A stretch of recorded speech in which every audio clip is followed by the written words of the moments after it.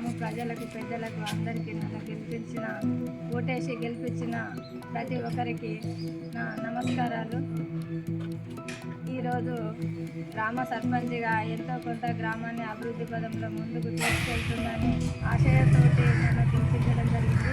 అదే వాళ్ళ ఆశయాలను అమలు చేయకుండా నేను గ్రామాన్ని అభివృద్ధి పదంలో ముందుకు తీసుకెళ్తా అని ఒక సంకల్పం పెట్టుకున్నా.